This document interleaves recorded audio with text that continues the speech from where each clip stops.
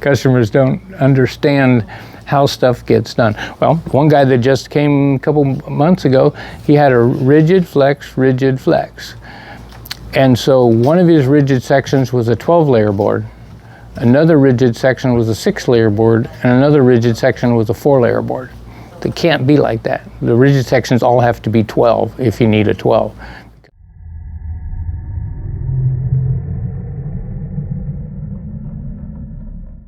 Today's story of horror stories of PCB manufacturing or design.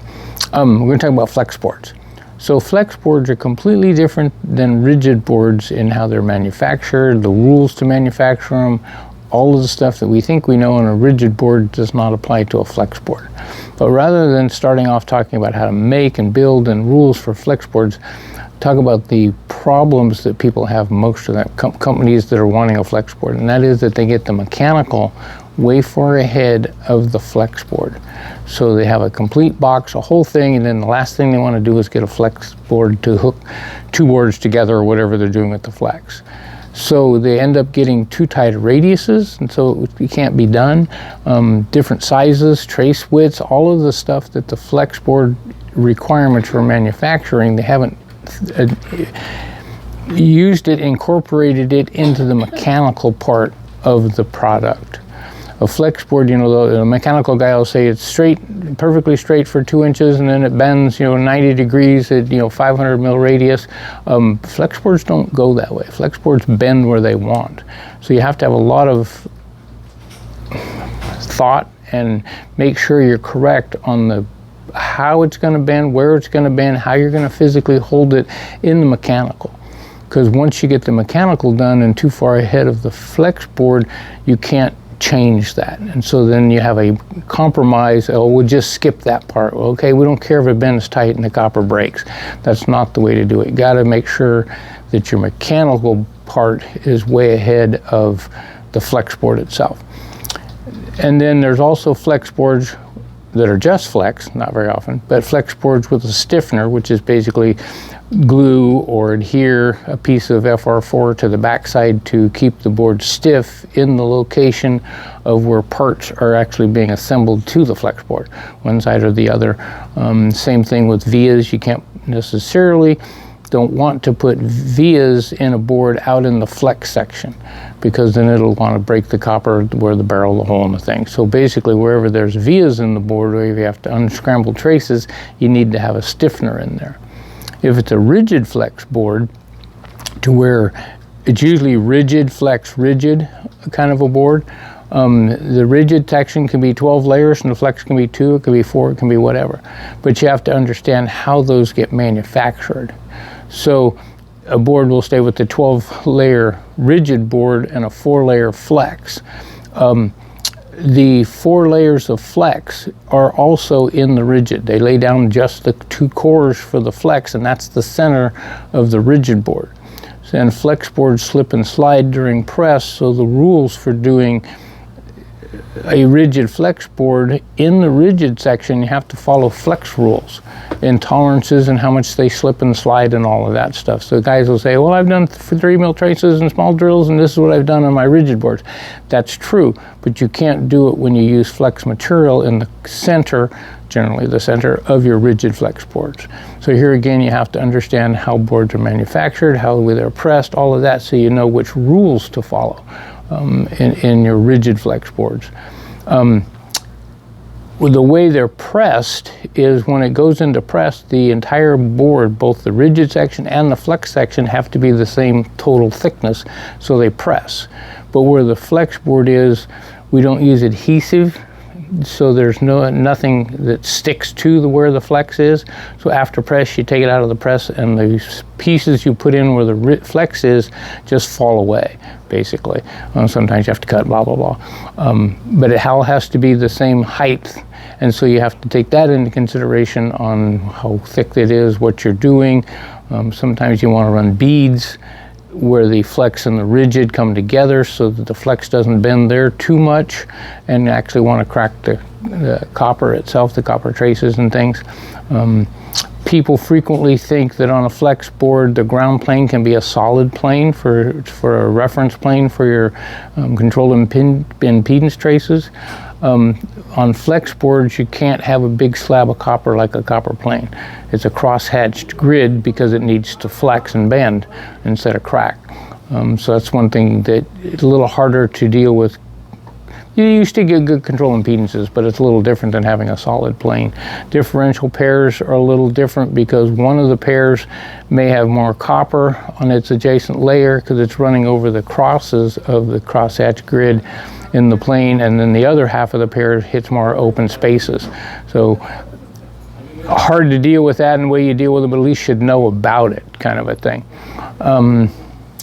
Other stuff in flex. Well, back to the bend radius. That bend radius is one that a lot of people don't handle properly. Kind of the rule is that you multiply the thickness of the flex times 24. So if you have a 10 mil thick flex, which is a fairly thick flex, your bend radius is 240 mils, which is fairly large. And then it also depends if it's a 45 degree bend, a 90 degree, or 180 degree bends. And a lot of the 180 degree bends, it's where they have like a rigid flex rigid, and they want to take the two rigid boards and mount them back to back. So your flex does a full 180 degrees. And then the rigids could be, 0.62 thick, so the distance between them is really tight. So that flex board gets bent really, really tight radius, and that doesn't work. So got to think back on your mechanical of how you're putting all the stuff together. Other stuff. I have a question. Shoot. Is there like one time where you had like a customer who designed a flex board so wrong that it couldn't be manufactured? That happens all the time on all printed circuit boards. Customers don't understand how stuff gets done. Well, one guy that just came a couple months ago, he had a rigid flex. And so one of his rigid sections was a 12-layer board. Another rigid section was a 6-layer board, and another rigid section was a 4-layer board. It can't be like that. The rigid sections all have to be 12 if you need a 12, because it's basically, they do 12 layers, and you can't have different quantity of layers within the board. As soon as I pointed it out to him, he goes, oh yeah, that kind of makes sense. I understand how they build them now.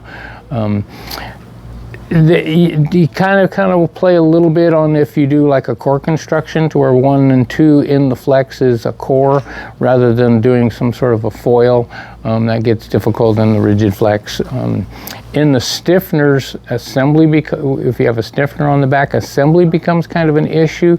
If you have a through-hole connector on the end of a flex and you put a stiffener on the back, you got to have the holes in the stiffener large enough to get the solder to wick up past the stiffener to actually make good solder joints. So there are some other types of stuff to where the assembly of flex boards is affected that you have to understand and know how to do that, rules, so you can get it assembled, kind of a thing. We can kind of at times do more of a gang mask on the for the stiffener, so you can wick up and solder the pins for fine pitch stuff. If it's just a straight flex board that's 1 inch wide, 2 inch wide, 3 inch wide with traces, that's one thing. Once you get into weird shapes, curves, T's, things like that, that's where the flex board is going to want to flex. In other words, we're going to want to flex where there's a T in things, and so that will more apt to have a copper trace break. So there's a couple ways to do that. One, you can run some non-electrical traces along the edge of the board to stiffen it up to not let it want to bend at that place.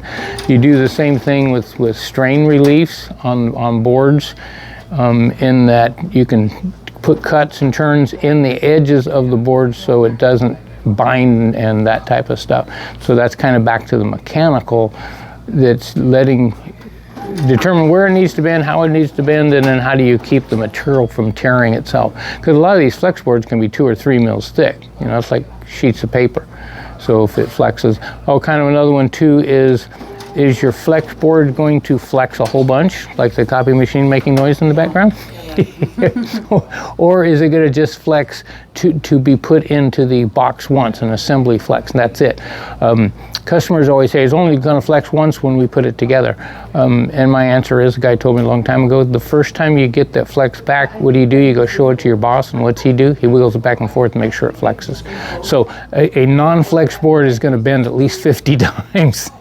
You know, our operators here at Sierra Circus building the flex is going to flex it back and forth as they put it in the box to come to you. So all boards will flex, but if they're flexed for like in a copy machine over and over and over, then you have some other rules and how you have to deal with that. Okay, I'm gonna stop you here because it's been 10 minutes. Well, I can talk. I know you can. We do layout here at Sierra Circuits, and we do rigid boards, rigid flex boards, boards with stiffeners, and then I have the ability to go talk to our builders of the flex boards, who lays them out, and ask questions. Well, can we do this? Can we do this? Is this a problem? So we do a better job of making a flex that doesn't fail, kind of a stuff. We did one a while back for some company, I can't remember, a big one, and we thought they needed a board that would flex a lot because it was one side stayed stationary and the other side went in a shake machine that would test how boards held up during shake. And so we built a board that was very flexible. And then we found out partway through we didn't need a flexible board, we needed a robust board, a board that could handle one end standing still and the other end shaking like mad in a shake machine. So something as simple as that, the different materials, the different ways we dealt with, you know, stress, the cut, the corners, all of that, even though it was the same exact board size, same traces, same connectors, but how it was going to be used needed to be addressed. So flex boards have a lot of interesting stuff to them. Yeah. Call us, we'll tell you how to do them.